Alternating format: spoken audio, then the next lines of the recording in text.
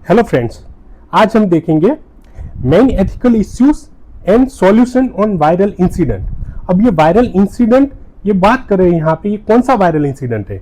तो हमको पता है अभी एक जो कॉल प्ले कंसर्ट हुआ और वहां पे एक एस्ट्रोनॉमर नाम की कंपनी, कौन सी कंपनी है यहाँ पे? एस्ट्रोनॉमर नाम की कंपनी। अब ये एस्ट्रोनॉमर यानी कि कोई अंतरिक्ष में जाने वाली कंपनी नहीं है, अंतरिक्ष में किसी इंसान को नहीं भेज रही है। ये एस्ट्रोनॉमर सिर्फ कंपनी का नाम है। इस कंपनी का सीईओ है, सीईओ यानी एकदम हाईएस्ट पोस्ट, तो ये सीईओ है। ये सीईओ का नाम है एंडी बायरन और इसी एस्ट्रोनॉमर कंपनी की एचआर हेड। ये एचआर कौन है? तो ये क्रिस्टिन कैबर्ट करके लेडी है, ये इनकी एचआर है।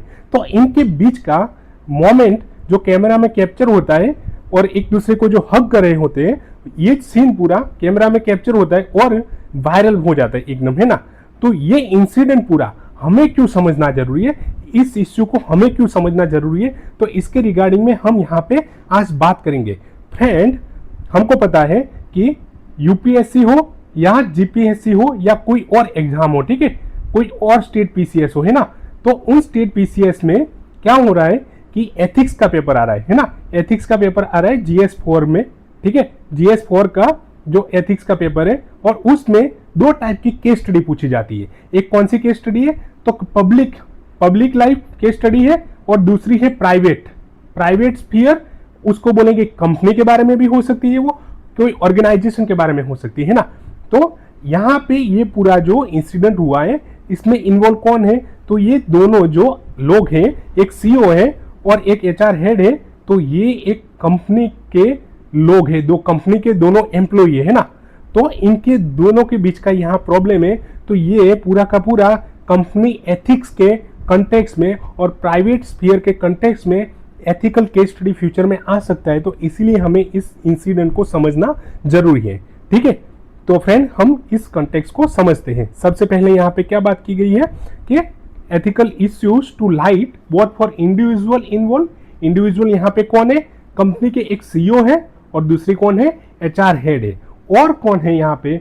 तो कंपनी। तो कंपनी के फ्यूचर पे कंपनी के कोई एम्प्लॉय इस तरह कैमरा में कैप्चर होते हैं और वायरल हो जाते हैं, तो उसकी वजह से कंपनी की इमेज पे क्या वो इम्पैक्ट होगा। तो इसीलिए ये पूरा समझना जरूरी है, ठीक है। सबसे पहले हम देखते हैं कि पहला यहाँ पे क्या बात करें कि सबसे पहला यहाँ पे एथिकल इश्यूज क्या आ सकता है?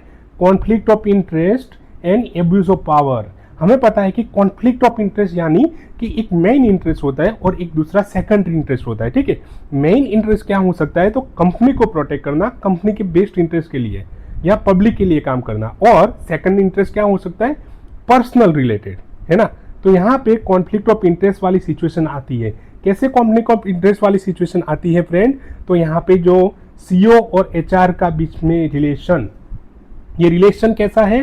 रोमांटिक रिलेशन है, romantic between CEO and head of HR is inherently problematic. और इस तरह की रिलेशनशिप है वो प्रॉब्लमेटिक है। क्यों प्रॉब्लमेटिक है यहाँ पे फ्रेंड समझना जरूरी है कि इमेंस पावर इम्बैलेंस, दोनों के बीच में पावर इम्बैलेंस देखने को मिल रहा है। वो जो सीईओ है, सीईओ एकदम टॉप पोजीशन है कंपनी की और एचआर हेड है, ये एचआर हेड है वो उनकी पोजीशन नीचे की है ना। तो इसीलिए पावर इम्बैलेंस बहुत है।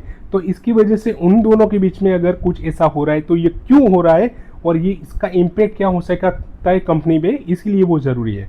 HR department is mean to be neutral body. अब फ्रेंड यहाँ पे एचआर डिपार्टमेंट है ना, एचआर ह्यूमन रिसोर्स, तो वो क्या होना चाहिए? किसी भी कंपनी में न्यूट्रल बॉडी होनी चाहिए। अब ये न्यूट्रल होना, न्यूट्रल यानी कि किसी की तरफदारी ना करें यहाँ पे। अब ये न्यूट्रल इस केस में कैसे आप मतलब आपको क्यों लग रहा है कि यहाँ पे न्यूट्रल नहीं है? तो कि हो सकता है एचआर और सीईओ के बीच में रिलेशन ऐसे हैं जो पब्लिकली देखे गए हैं, तो ये न्यूट्रल कहीं ना कहीं नहीं लग रहे कि इन दोनों के बीच में रिलेशन न्यूट्रल नहीं लग रहे। न्यूट्रल रिलेशन होना चाहिए। न्यूट्रल रहेंगे एचआर तो ही एम्प्लॉय का वेलफेयर सोच पाएंगे, कंपनी के जो सारे के कंप्लायंसेस होते हैं उनको, और डिसिप्लिनरी एक्शन ले सकते हैं किसी के अगेंस्ट में। When the head of HR is in relationship with the CEO it create a severe conflict of interest that compromise HR functional impartiality. अब यहाँ पे जब सीईओ इन्वॉल्व है इसी चीज में तो कॉन्फ्लिक्ट ऑफ इंटरेस्ट और बढ़ जाएंगे। वो क्या होगा वहां पे? तो एचआर के जो फंक्शन इम्पार्शियली रहने चाहिए थे वो अब नहीं रहेंगे। अब फ्रेंड यहाँ पे ये सीओ और एचआर रिलेशनशिप को और थोड़ा एग्जाम्पल के संदर्भ में हम समझते हैं, ठीक है। हम सबको पता है कि यूपीएससी में एक केस स्टडी पूछा गया था पोस्ट के बारे में, ठीक है, prevention of sexual harassment at work place. अब यहाँ पे सपोज ये केस स्टडी है, तो यहाँ पे इस केस स्टडी में क्या था, या तो ऐसा भी हो सकता है कि इस तरह के कोई सेक्सुअल हैरेसमेंट वाला केस है, ठीक है। अब सेक्सुअल हैरेसमेंट किसने किया है, तो कि कंपनी के कोई टॉप पर्सन है ना, तो यहाँ पे हो सकता है सीईओ अगर इन फ्यूचर कुछ भी ऐसा सेक्सुअल हैरेसमेंट वाला केस कर रहा है, तो वो लेडी जिनके साथ में सेक्सुअल हैरेसमेंट हुआ है, तो वो कहाँ जाएंगे, directly she will go to HR, वो कंप्लेन करेगी किसको, एचआर को। अब एचआर को क्या है, वहां पे उसकी कंप्लेन एम्प्लॉय की सुनना पड़ेगा और सीईओ के अगेंस्ट में एक्शन लेने के लिए सारे के सारे रास्तों को तराशना पड़ेगा, ठीक है। पर अब यहाँ पे क्या हो रहा है इस केस में, कि इस केस में ये हो रहा है कि एचआर और सीईओ के रिलेशन है, रोमांटिक रिलेशन है, और यहाँ पे कॉन्फ्लिक्ट ऑफ इंटरेस्ट इसीलिए आएगा। वो एचआर जो भी है, एचआर को अगर इन केस ऐसी सिचुएशन में अगर वो कंप्लेन किया जाता है, तो वो क्या है, सीईओ के अगेंस्ट में कोई एक्शन नहीं लेगी, ठीक है। तो ये कंपनी के फ्यूचर के लिए भी सही नहीं रहेगा, ठीक है। तो इसीलिए यहाँ पे कॉन्फ्लिक्ट ऑफ इंटरेस्ट और एब्यूज ऑफ पावर का ये एथिकल इश्यू हमारे सामने आता है। दूसरा यहाँ पे फ्रेंड क्या आएगा, फेवरेटिज्म एंड अनफेयर एडवांटेज। हमने आगे भी देखा था कि फेवरेटिज्म मीन्स पर्टिकुलर आपके जो चहीते लोग हैं उनको आप हेल्प करो या सपोर्ट करो किसी भी चीज में, एंड अनफेयर एडवांटेज देने की आप कोशिश करो। तो ये कैसे हम समझते हैं डिटेल में कि there is high potential for favouritism in promotion. हो सकता है सीईओ है, वो बॉस है, उनके साथ में एचआर के ऐसे रिलेशन है, तो एचआर को प्रमोशन में सीईओ हेल्प करते हो, तो प्रमोशन में फेवरेटिज्म। प्रमोशन में क्या होना चाहिए, उनके वर्क के अकॉर्डिंग, उनकी क्रेडिट के अकॉर्डिंग, उनके जो मेरिट है उसके अकॉर्डिंग उनको प्रमोशन मिलना चाहिए। पर यहाँ पे हो सकता है अनफेयरली वो डिजर्व नहीं करते तो भी प्रमोशन उनको दिया जा सकता है, उनको कोई असाइनमेंट दिया जा सकता है, इवोल्यूशन हो सकता है, या इवन डिसिप्लिनरी एक्शन, अगर कोई एक्शन लेनी हो तो वो एक्शन भी उनके अगेंस्ट में ना ली जाए, ठीक है। तो यहाँ पे फेवरेटिज्म एंड अनफेयर एडवांटेज देखने को मिलता है। एम्प्लॉय में perceive that decision are not based on merit but on personal relation. यहाँ पे अगर सीईओ या तो एचआर कोई भी डिसीजन लेते हैं, तो एम्प्लॉय जो ये पूरी चीजों को जान रहे हैं वो क्या समझेंगे, वो समझेंगे कि यहाँ पे जो सीईओ ने या एचआर ने डिसीजन लिया है वो कैसा डिसीजन है। तो ये मेरिट के बेस पे नहीं लिया, मेरिट के बेस पे लेना चाहिए था, पर मेरिट के बेस पे नहीं लिया, बल्कि उनकी पर्सनल रिलेशनशिप की वजह से डिसीजन लिया गया है। Leading to resentment and lack of trust in leadership. इसीलिए जो भी लीडर है, वो एचआर हो या सीईओ, उनके प्रति एम्प्लॉय को क्या है, ट्रस्ट नहीं रहेगा, है ना। अब तीसरा प्रॉब्लम यहाँ पे कॉम्प्रोमाइज्ड ऑब्जेक्टिविटी। हमने पढ़ा है कि ऑब्जेक्टिविटी का मतलब क्या है फ्रेंड, कि कोई भी अगर आप किसी भी डिसीजन पे जाते हो तो वो डिसीजन लॉजिकल होना चाहिए, फैक्ट और एविडेंस बेस पे होना चाहिए, ठीक है। पर यहाँ पे ऑब्जेक्टिविटी कॉम्प्रोमाइज्ड होगी, कैसे, तो Kristin Cabot, head of HR, is responsible for ensuring fair hiring practices. HR head है, वो क्या करेगी, कंपनी में किसी भी एम्प्लॉय को हायर करती है तो हायर करने में फेयर हायरिंग प्रैक्टिसेस होनी चाहिए ना, फेयर होने चाहिए कि सामने वाला पर्सन इंटरव्यू में अगर उसका क्या है, सही परफॉर्मेंस है, उसके मार्क्स वगैरह अच्छे, तो उनको हायर करना है, मैनेजिंग एम्प्लॉय परफॉर्मेंस, और इस तरह परफॉर्मेंस भी एम्प्लॉय का जो मैनेज करना है। कोई भी ग्रीवेंसीज या हमने बात किया ऊपर कि प्रिवेंशन ऑफ सेक्सुअल हैरेसमेंट वाला, उनका कोई प्रॉब्लम है, उनकी कोई कंप्लेन है, तो उसको उसके अकॉर्डिंगली उसको हैंडल करना। पर यहाँ पे क्या है, अब उनके दोनों की रिलेशनशिप की वजह से ये ऑब्जेक्टिविटी है वो कॉम्प्रोमाइज होगी। कैसे, अब वो जो एचआर हेड है वो हायरिंग प्रोसेस में कहीं पे फेयरनेस नहीं दिखाएगी, है ना। Her ability to perform this duty objectivity is severely compromised if she is intimately involve with CEO के साथ में अगर वो इंटीमेटली इन्वॉल्व है, तो वो हायरिंग प्रैक्टिस में कहीं ना कहीं वो गलती करेगी, या अनफेयर एडवांटेज देने की कोशिश करेंगी, या ग्रीवेंसेस को हैंडल करना होगा, वहाँ पे भी प्रॉब्लम। तो इस तरह के एथिकल एब्यूसिस, एथिकल जो इश्यूज है यहाँ पे देखने को मिलते हैं। अब नेक्स्ट हम देखते हैं कि कंपनी में इसका क्या इम्पैक्ट होगा, तो कि breach of trust and companies culture. Company का जो कल्चर होता है, वर्क कल्चर, हम इसको क्या बोलते हैं, वर्क कल्चर। यूपीएससी का भी ये सिलेबस है कि वर्क कल्चर के बारे में। तो हर एक कंपनी, हर एक ऑर्गेनाइजेशन होती है, उनका अपना एक वर्क कल्चर होता है, ठीक है। तो वो वर्क कल्चर अगर सही से नहीं परफॉर्म कर रहा है, वर्क कल्चर सही नहीं है, टॉक्सिसिटी वहाँ पे बढ़ जाती है, तो भी कंपनी की प्रोडक्टिविटी कम हो जाती है और लॉन्ग टर्म फ्यूचर के लिए लॉन्ग टर्म उसको नुकसान उठाना पड़ सकता है ना। और जो ब्रीच ऑफ ट्रस्ट भी कम होगा यहाँ पे। तो कैसे हम देखते हैं इरोजन ऑफ एम्प्लॉय ट्रस्ट। सबसे पहले तो एम्प्लॉय का ट्रस्ट कम होगा। तो incident specially given Chris Martin public comment. अब यहाँ पे क्रिस मार्टिन कौन है? तो जो कोल्डप्ले कंसर्ट में जो सिंगर है वो सिंगर है क्रिस मार्टिन। उन्होंने एक पब्लिकली कमेंट किया उस वायरल पिक्चर के बारे में, ठीक है। और कपल का जो रिएक्शन था उन दोनों का, तो वो रिएक्शन के बारे में उन्होंने कमेंट किया। Shattered any illusion of professionalism and the integrity at the top। इसकी वजह से टॉप पे इंटेग्रिटी पे इम्पैक्ट हुआ। Employees witnessing this. अब इस पूरी की पूरी जो घटना हुई वहां पे, वहीं पे उनके एक एम्प्लॉइज देख रहे थे इसको, और उन्होंने और even learning about it through the viral video, उन्होंने इस सारी की सारी चीजों को देखा वहां पे रूबरू। तो भी क्या है, उन्होंने कुछ बोला नहीं, है ना, और उन्होंने जस्ट नॉर्मल स्माइल दे दिया। तो इसका मतलब will likely lose trust in company's leadership and its commitment to ethical conduct। तो इसकी वजह से मेनली हमें क्या देखने को मिलता है कि कंपनी के जितने भी एम्प्लॉय थे, एम्प्लॉय भी इस चीज को जान रहे थे, ठीक है। तो ये एम्प्लॉय क्या समझेंगे इस चीज को, जो विटनेस कर रही है, वायरल वीडियो भी देखेंगे, कि उनको क्या लगेगा कि हमारे लीडर्स कैसे होने चाहिए थे। Leader should be lead by example, है ना। पर लीडर अगर इस तरह की रिलेशनशिप में जो सही नहीं है, ऐसी रिलेशनशिप में अगर आ रहे हैं, तो वो एम्प्लॉय का ट्रस्ट वहां पे कम होगा और इसके लिए कंपनी के कल्चर को वो इम्पैक्ट करेगी, ऑर्गेनाइजेशन एथिक्स को इम्पैक्ट करेगी, और जो कमिटमेंट है टू एथिकल कंडक्ट वो भी ब्रीच होंगे यहाँ पे। Toxic work environment. The presence of another astronomer employee. यहाँ पे जो कंपनी का एम्प्लॉय दूसरा था, एक वो भी कॉन्सर्ट में प्रेजेंट था। सीमिंगली अवेयर ऑफ द एलिग अफेयर एंड इवन स्माइलिंग।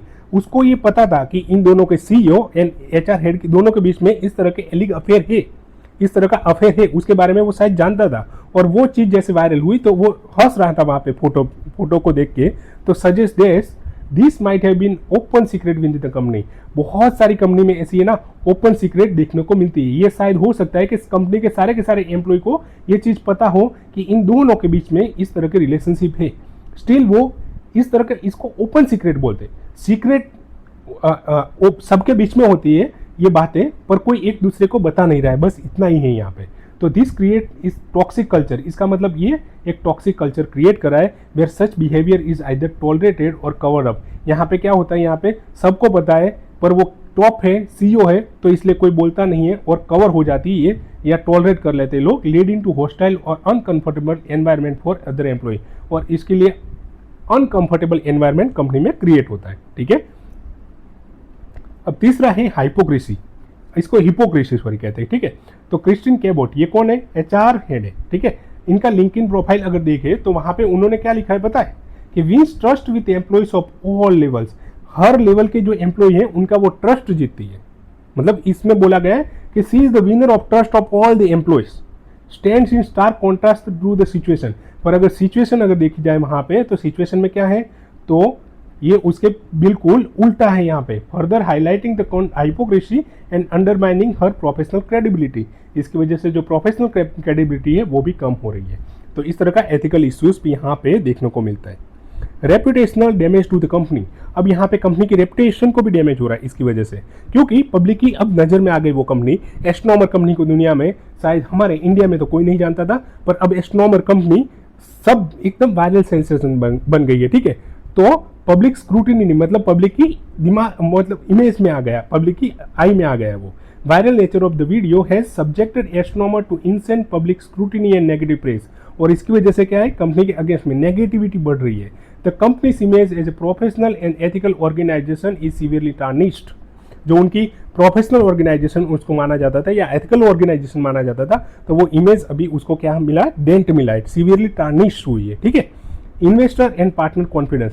जो कंपनी है, हमें पता है कंपनी ऐसी बड़ी बड़ी कंपनी होती है तो उसमें खुद का पूरा का सारा पैसा नहीं होता, उनमें बहुत सारे स्टेक होल्डर होते हैं, इन्वेस्टर होते हैं, उनका पैसे लगे होते हैं ना फ्रेंड, उनके सबके पैसे लगे होते हैं। तो उनका अब जो पार्टनर है उनमें, तो उनको इनके प्रति कॉन्फिडेंस नहीं रहेगा। The kind of scandal can impact investor confidence. Investor को क्या लगेगा कि कंपनी में जो चलना चाहिए था वो नहीं चल रहा है और दूसरी चीजें यहाँ पे हो रही है।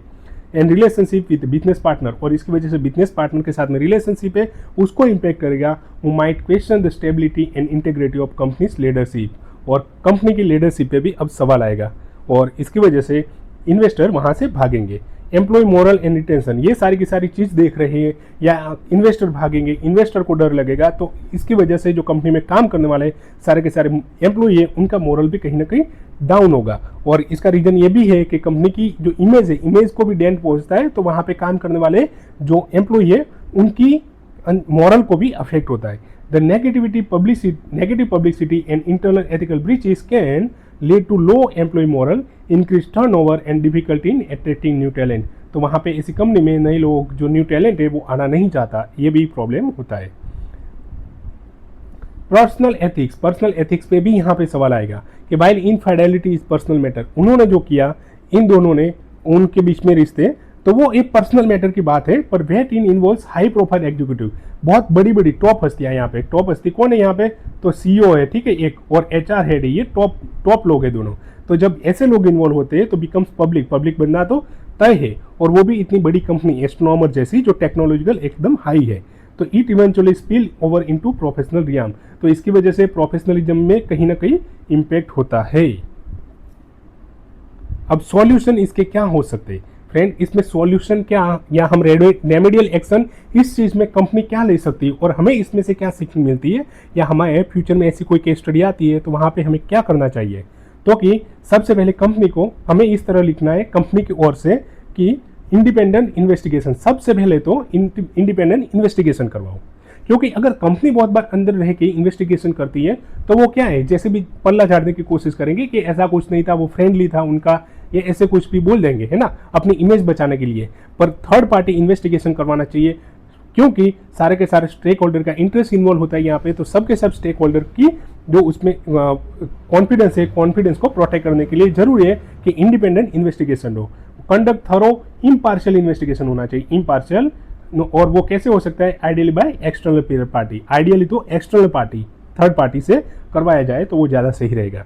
अब दूसरा अकाउंटेबिलिटी, तो इम्प्लीमेंट अप्रोप्रिएट डिसिप्लिनरी एक्शन, क्या डिसिप्लिनरी एक्शन लेना, उन्होंने जो डिसिप्लिन को वायलेट किया है तो उनके अगेंस्ट में अप्रोप्रिएट एक मैकेनिज्म सेट किया जाए, potentially including termination in policy were violated, और अगर कंपनी की पॉलिसी को उन्होंने सही में वायलेट किया है तो उनको टर्मिनेट कर देना चाहिए, उनको कंपनी से निकाल देना चाहिए।